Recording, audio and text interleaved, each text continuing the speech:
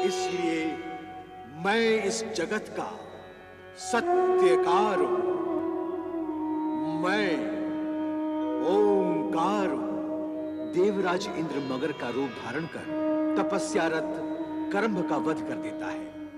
उसके पश्चात जब इंद्र रंभ को समाप्त करने के लिए आगे बढ़ता है तो अग्निदेव उसकी रक्षा करते हैं। इस पर क्रोधित इंद्र अग्निदेव को स्वर्ग से निष्कासित कर देते हैं। वरुण देव व पवन देव इंद्रदेव द्वारा अग्निदेव के स्वर्ग से निष्कासन पर इंद्रदेव के विरुद्ध हो जाते हैं। परंतु जब इंद्र उन्हें भी प्रताड़ित करते हैं तो वे घोषणा करते हैं कि समय आने पर वे भी अग्निदेव के समान अपने धर्म और कर्तव्य का पालन करेंगे। रंभ करंभ द्वारा अपमानित शुक्राचार्य शिव के चरणों में मार्गदर्शन के लिए आते हैं और पार्वती के उलाहने पर दानवों का त्याग कर अज्ञातवास में चले जाते हैं। देवी पार्वती के शिवजी द्वारा दानवों का पक्ष लेने का कारण पूछने पर शिवजी कहते हैं कि तुम्हारे इस रोष का विस्फोट एक दिन दैवी शक्ति के रूप में होगा। उधर करंभ की मृत्यु के पश्चात रंभ की आत्महत्या करने की सोच पर अग्निदेव उसे रोककर भविष्यवाणी करते हैं कि शीघ्र ही तुम्हारे जीवन में एक स्त्री का प्रवेश होगा और तुम एक महान पुत्र के पिता बनोगे। श्री हरि विष्णु वैकुंठ लोक में लक्ष्मी जी को न देख वहां पधारे नारद को लक्ष्मी का पता लगाने का आदेश देते हैं, किंतु देवी लक्ष्मी पार्वती के आवाहन पर कैलाश पहुंच गई, जहां कुछ ही क्षणों में देवी सरस्वती भी पहुंच जाती है। पार्वती उन्हें शिवजी द्वारा शक्ति से सुसज्जित होने की बात बताती है। तभी देवर्षि नारद लक्ष्मी की खोज में वहां आते हैं और तीनों की प्रताड़ना सुनकर अदृश्य हो जाते हैं। उधर राजा पृथ्वीसेन की पुत्री श्यामला सखियों के साथ जल क्रीड़ा में मग्न है।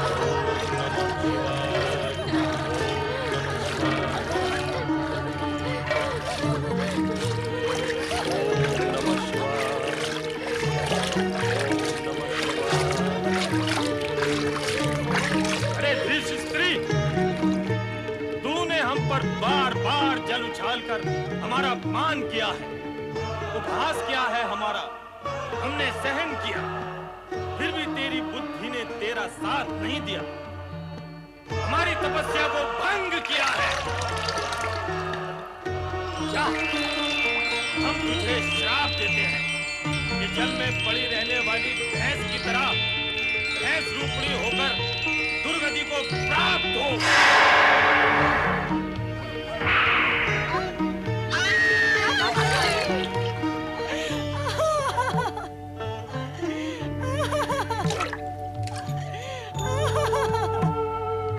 मुझे क्षमा करे ऋषिवर, मुझे क्षमा करे ऋषिवर। मैं आपको हानि पहुंचाना नहीं चाहती थी, मैं तो केवल विनोद कर रही थी। विनोद? हमसे विनोद? कौन है रे तू हमसे विनोद करने वाली? अपनी आयु देख, हमारी आयु देख, अपना जीवन देख, हमारा जीवन देख। तूने धृष्टता कैसे की हमारे साथ विनोद करने की। हम तुझे नहीं जानते, तू हमें नहीं जानती, फिर हमारे साथ विनोद कैसा रे? भूल हो गई ऋषिवर, क्षमा करे, क्षमा करे। भूल के लिए क्षमा का नहीं, दंड का विधान होता है मूर्खा। और मैंने तुझे दंड दिया, तूने मेरी तपस्या भंग की है, इसलिए तू क्षमा के योग्य नहीं है। दया करे ऋषिवर, दया करे। अब दया की याचना कर रही है, तब विचार नहीं आया जब अल्लड़ता से हम पर पानी उछाल रही थी, तब परिणाम का भय नहीं था तुझे? दुष्परिणामों का भय न होने से ही दुष्कर्म होते हैं, और दुष्कर्म वो पिशाचिनी है जो दुष्परिणामों की कई संतानों को जन्म दे डालती है। अब तू भी भुगत। ऋषिवर,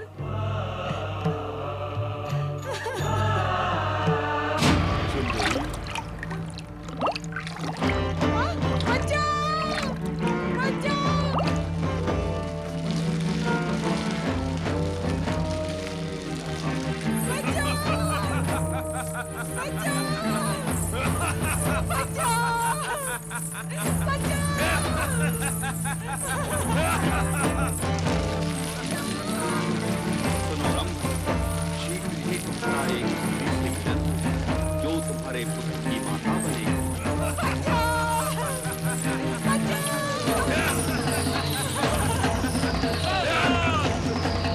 मेरे होते हुए दूसरी पर अत्याचार नहीं कर सकता।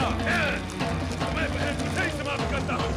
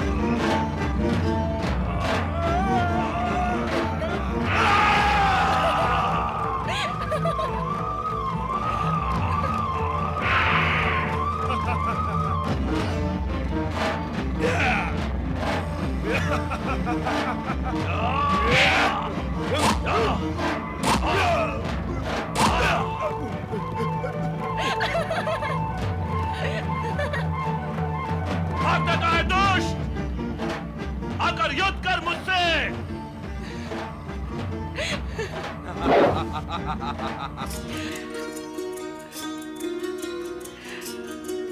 अग्निदेव ने सत्य ही कहा था। आपने तो मेरे हृदय पर विजय प्राप्त कर ली। यही है जो मेरे पुत्र की माता बनेगी। यदि आप मेरे जीवन साथी हो,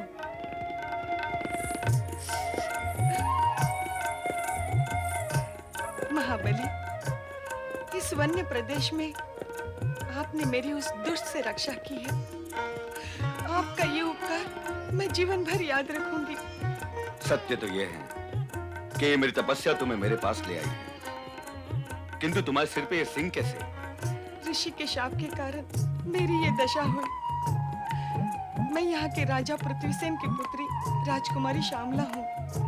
तो श्यामला, क्या तुम मेरे पुत्र की माता बनोगी? महाबली होते हुए भी आप तपस्वी हैं। क्या आप अपनी तपस्या के बल और प्रभाव से मेरा पूर्व रूप फिर से लौटा सकते हैं?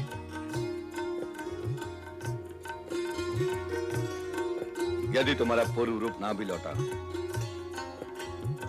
तो इस रूप में भी तुम मुझे स्वीकार हो। प्रिय दानव सैनिकों, यक्षराज और यक्ष मित्रों, आज से राजकुमारी श्यामला हमारी महारानी है। ये हमारे पुत्र दानव राजकुमार की माता बनेगी और दानवों की वंश वृद्धि में ये सहायक होगी। दानवराज रंभ की जय! दानव महारानी श्यामला की जय!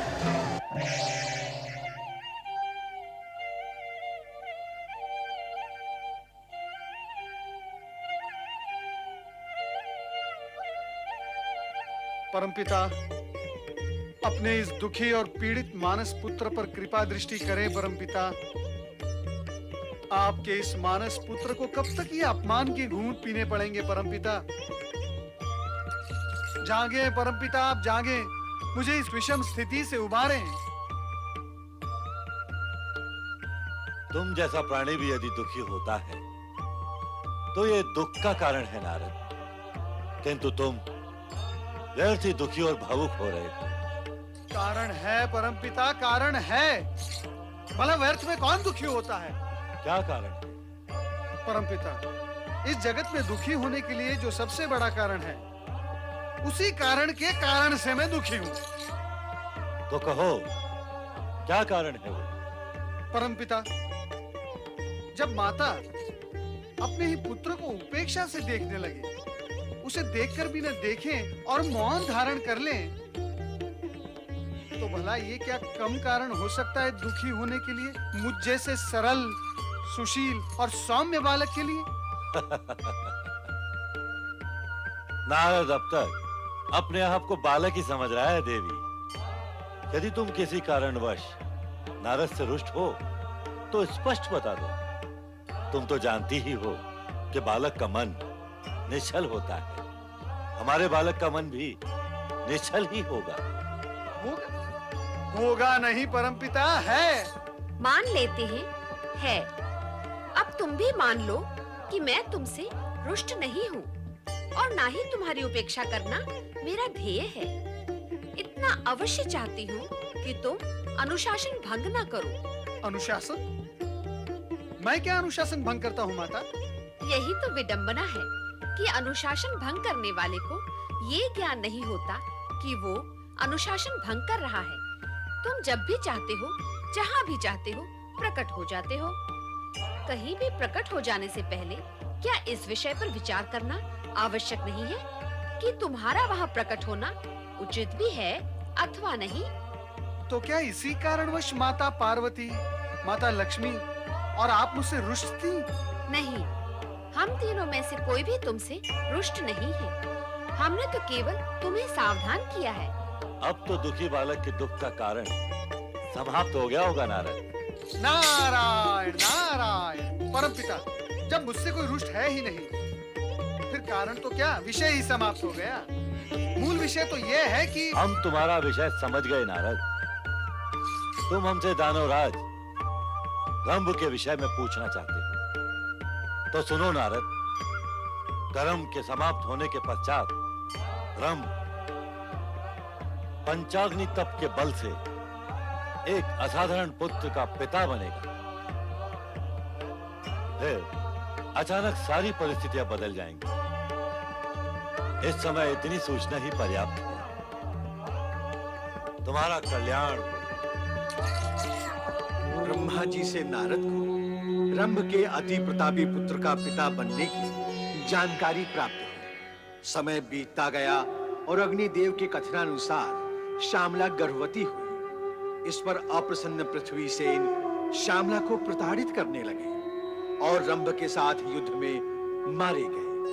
पृथ्वीसेन की बाधा हटने पर एक दिन रंभ व श्यामला प्रसन्नचित्त रथ पर सवार होकर वन विहार को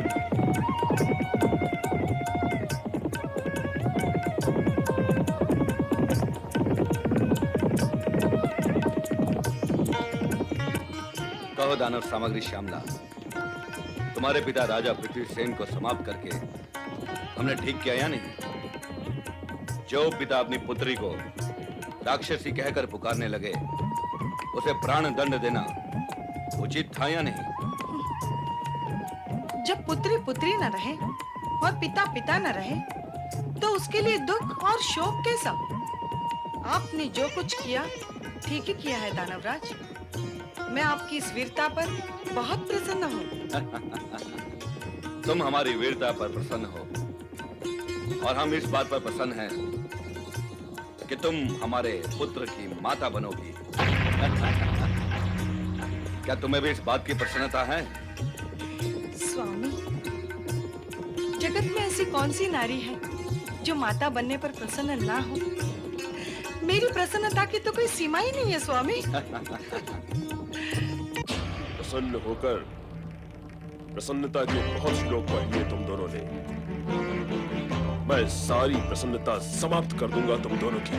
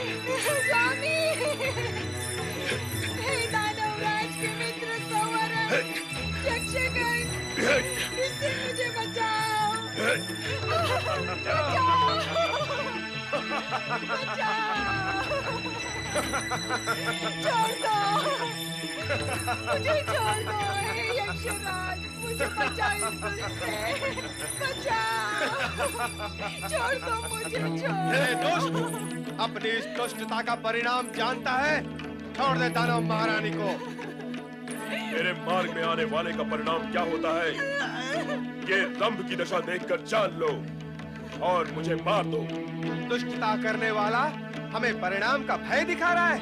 अरे निर्बुद्धि, परिणाम के भय से दुष्टों को भयभीत होना चाहिए। छोड़ दे दानव महारानी को। अपना हित चाहता है तो मेरा मार्ग छोड़ दे।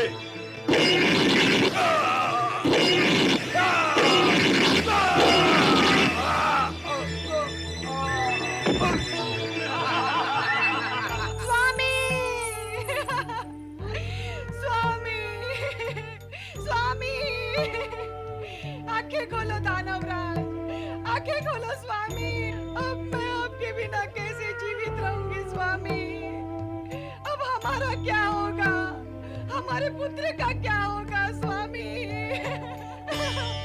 अब मैं कहाँ जाऊं? क्या करूं स्वामी?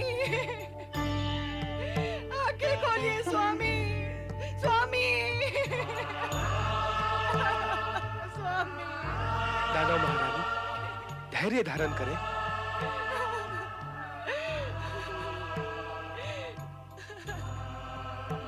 कैसे धैर्य धारण करूं? मेरा तो सर्वस्व समाप्त हो गया।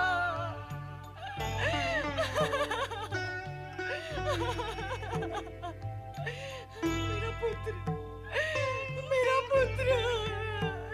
हे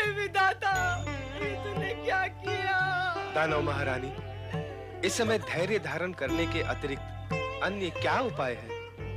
भावी बच्चे का विचार करके आपको धीरज तो रखना ही होगा। दानवराज रंभ वीरता से युद्ध करते हुए वीर गति को प्राप्त हुए हैं।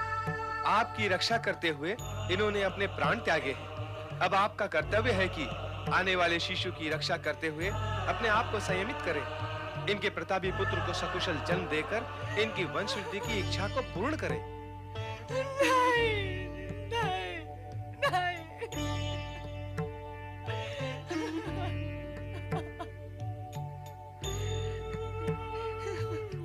स्वामी, न जाओ स्वामी, मुझे इस जगत में अकेला छोड़कर न जाओ स्वामी। दानव महारानी, बार बार समझाने पर भी आप स्थिति को समझ क्यों नहीं रही हैं? जीवन मरण विधाता के वश में है।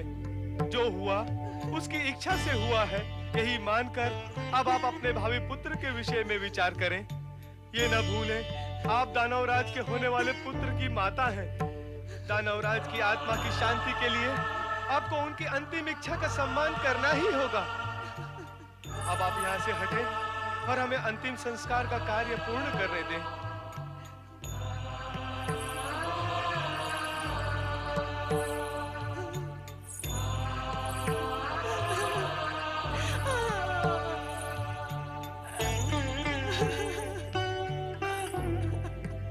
हे अग्निदेव, दानवराज रंभ ने समर्पित भाव से आपकी आराधना की है।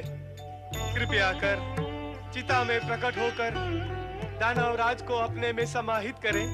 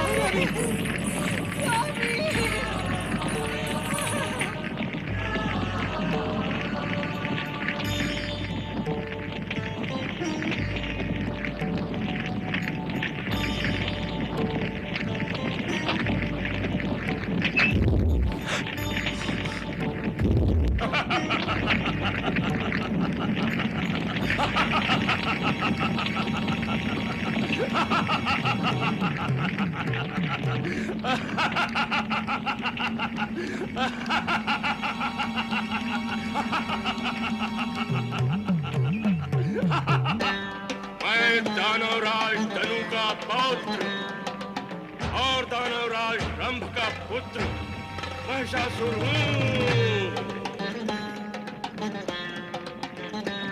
महिषासुर का जन्म दानवों की रक्षा व उत्थान के लिए हुआ है।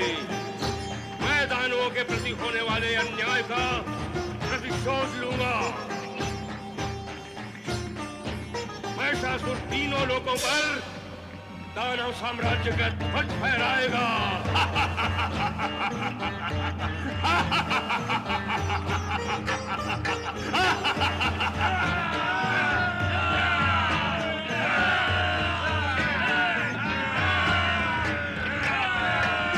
महाबली महिषासुर की जय, ब्रह्मपुत्र महिषासुर की जय, दानवराज महिषासुर की जय, महाबली महिषासुर की जय, ब्रह्मपुत्र महिषासुर की जय, दानवराज महिषासुर की। उस दिन यदि अग्नि बीच में ना आए होते, उन्होंने देवगण का हित विचारा होता, तो मैं रंभ को भी समाप्त करने में सफल हो गया होता।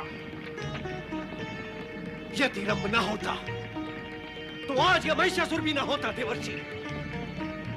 पर अब आई हुई विपदा से तो अब निपटना ही होगा ना देवराज। क्यों होता है ऐसा देवर्षि? सदा होता है, ऐसा ही होता है। विपदा आती है, हम शक्ति संचित करके उसे भगाते हैं, वो भाग जाती है, किंतु फिर आ जाती है। हम दुख कष्ट पीड़ा झेलकर उसे पुनः भगाते हैं, वो पुनः आ जाती है। फिर आ गई है देवर्षि, फिर आ गई है। विपदा और संपदा ये तो ऋतुओं की बहनें हैं। उन्हीं की भांति आती है, जाती है, फिर आती है, फिर जाती है। जिस प्रकार ऋतुओं के आने और जाने पर हमारा नियंत्रण नहीं है, उसी प्रकार देवराज, उसी प्रकार विपदा और संपदा हमारे वश और सामर्थ्य से परे है। उनका आना जाना तो लगा ही रहेगा देवराज। इसमें हताश होने की क्या आवश्यकता है देवराज? जिस प्रकार हम ऋतुओं के आदी हो गए हैं, उसी प्रकार विपदा का आदी हो जाना ये हमारे हित में ही होगा। नारायण नारायण।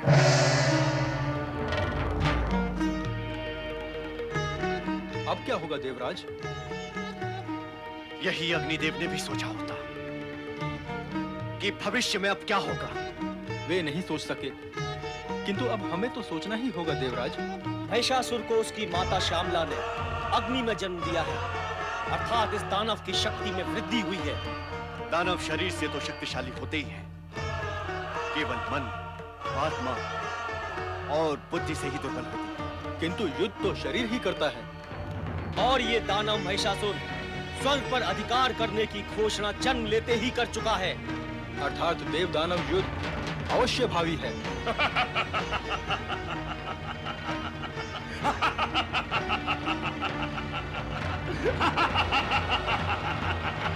महाबली महिषासुर की, महाबली महिषासुर की, महाबली महिषासुर की, महाबली महिषासुर की। महाबली महिषासुर, ये वो सिंहासन है जिस पर आपके पिता और उनके भाई आसीन हुआ करते थे। आपके पिता दानवराज रंभ ब्रह्मा जी की आराधना अधूरी छोड़कर चले गए। अब ये कार्य आपको पूर्ण करना होगा। इस कार्य को पूर्ण किए बिना पूर्वजों की महत्वाकांक्षाएं पूर्ण नहीं होगी। हम अपने पिता की चिता से उत्पन्न हुए हैं यक्षराज, और उनकी आत्मा की प्रतिध्वनि हमारे भीतर गूंज रही है। हमारे सामने वो सब दृश्य स्पष्ट हो रहे हैं जो हमारे पिता ने अपने जीवन काल में देखे थे। दुष्ट इंद्र ने मायावी मगर बनकर हमारे चाचा क्रंभ को जीवित निगल डाला। वही इंद्र हमारे पिता का वध करने भी आया था, किंतु अग्निदेव ने उनकी रक्षा की और इंद्र अपने उद्देश्य में सफल नहीं हो सका। इंद्र हमारा सबसे बड़ा शत्रु है, और जब तक हम इंद्र को दंडित नहीं करते, हमारे मन को शांति नहीं होगी। हाँ महाबली, इसमें संदेह नहीं कि इंद्र ने आपके वंश को मिटाने का पूरा प्रयत्न किया था, किंतु विधाता की इच्छा के विरुद्ध वो कुछ कर नहीं सका। किंतु ये भी सत्य है कि इंद्र अत्यंत अभिमानी है। अभिमान के वशीभूत होकर ही उसने हम यक्षों को अपमानित और प्रताड़ित कर स्वर्ग से बहिष्कृत किया था। उस अभिमानी का अभिमान हम अवश्य खंडित करेंगे। वह तो करना ही होगा। अभिमान में चूर इंद्र ने आपके पिता के रक्षक अग्निदेव को भी देवताओं के स्थान से पदच्युत कर अपमानित किया। देव, दानव, मानव सभी उसके द्वारा पीड़ित हुए हैं। सभी उससे प्रतिशोध लेना चाहते हैं, किंतु अब तक किसी ने प्रतिशोध दिया नहीं। कैसे लेंगे? उसके अन्याय और अनीति का विरोध सभी करते हैं। सभी उससे प्रतिशोध लेना चाहते हैं, किंतु इंद्र की कुटिलता, क्रूरता और दुष्टता के कारण किसी का वश नहीं चलता। ऐसा नहीं है यक्षराज संभरण, उसकी कुटिलता और दुष्टता का वश हम पर नहीं चलेगा। मेरा भी मानना यही है महाबली महिषासुर कि इंद्र का सामना आप जैसा बलशाली दानव ही कर सकता है। यक्षराज, प्रतिशोध की भावना भुजाओं में महाशक्ति उत्पन्न कर देती है, और उस पर यदि प्रतिशोध किसी दानव का हो तो महाशक्ति के विस्तार का अंत ही नहीं होता। मैं आपसे सहमत हूँ महाबली, किंतु इतने पर भी आपको सावधान रहने की आवश्यकता है। सावधान? हमें किससे सावधान रहना होगा? क्या इंद्र से? हाँ दानवराज, कारण कि आपके पितामह धनु ने ब्रह्मा जी से वरदानी शक्ति प्राप्त किए बिना ही स्वर्ग पर आक्रमण कर दिया था और उन्हें परास्त होना पड़ा था। इंद्र ने अपनी दिव्य शक्ति के बल पर ही उन्हें पराजित किया था। अतः इंद्र पर आक्रमण करने से पूर्व आपको ब्रह्मा जी से वरदानी शक्ति प्राप्त करनी ही होगी। जिसे ब्रह्मा जी की वरदानी शक्ति प्राप्त होती है, उसका इंद्र की दिव्य शक्ति कुछ भी अहित नहीं कर सकती। यक्षराज, आप यही कहना चाहते हैं ना कि हमें ब्रह्मा जी की तपस्या करने के बाद ही इंद्र के सामने जाना चाहिए? हाँ महाबली, मेरा अभिप्राय यही है। तो ठीक है यक्षराज, हम अपने पिता के समान पंचाग्नि तप कर ब्रह्मा जी को प्रसन्न करेंगे और उनसे वरदान प्राप्त करेंगे। अब उस दुष्ट इंद्र को बताएंगे कि दानवों और निर्दोष यक्षों को पीड़ा देने का परिणाम क्या होता है। महाबली महिषासुर की